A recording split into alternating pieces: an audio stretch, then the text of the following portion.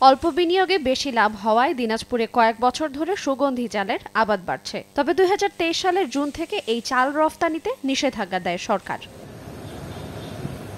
কৃষক জানান, দেশীয় ক্রেতার অভাবে মিলগেটে প্রতিমণ সুগন্ধি আতপ কাঠারি চাল আগের চেয়ে 600 টাকা কমিয়ে 3600 টাকায় এবং চিনি গুঁড়া চাল প্রতিমণ 200 টাকা কমিয়ে 3800 টাকায় বিক্রি করতে হচ্ছে। তবুও মিলছে না ক্রেতা। এ কারণে লোকসান গুনছেন বলে অভিযোগ ব্যবসায়ীদের। আর কৃষকের মিলছে না ন্যায্য মূল্য। যদি বিদেশে চালটা রপ্তানি হয় তাহলে আমরা কৃষকরা একটু হলেও বাঁচবো। আমরা কৃষকরা মানে দাম পাচ্ছি না।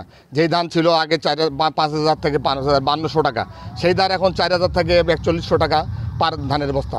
তারপরে খরিদ্দার নেই। স্বাভাবিক অর্থে এই চাল যদি আমরা বাইরে রপ্তানি না করি তাহলে সামনের দিকে আমরা ব্যাপকভাবে ব্যবসায়ীরা ক্ষতিগ্রস্ত হব। বিগত সরকার সুগন্ধি চালের এক্সপোর্ট করে নাই।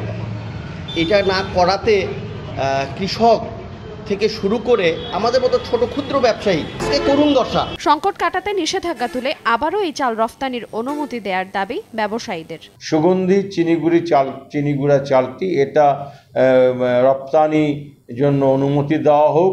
কৃষক বাঁচুক, রাইস মিল বাঁচুক, শিল্প বাঁচুক। দ্বিগুণ দাম পাওয়ায় কৃষকরা সুগন্ধি ধানের আবাদে ঝুঁকছে। উল্লেখ করে কৃষি বিভাগ বলছে, দেশের খাদ্যের চাহিদা পূরণের কথা বিবেচনা করে এই চাল রফতানি বন্ধ করেছে সরকার। সুগন্ধি চাল সারা দেশের সর্বত্র উৎপাদন হয় না, এটা বিশেষ কিছু জেলাতে উৎপাদন হয় এবং সারা দেশের সকল মানুষ সারা বছর এই সুগন্ধি চালটা খেয়ে থাকে। ফলে আমাদের দেশীয় যে চাহিদা সেখানে এখনও আমরা পরিপূর্ণ হয়ে উঠিনি, এটার ঘাটতি আছে। এ কারণেই বাজারে দেখা যায় যে আমাদের সাধারণ খাবারের চালের চেয়ে সুগন্ধি চালের দাম প্রায় দ্বিগুণেরও বেশি।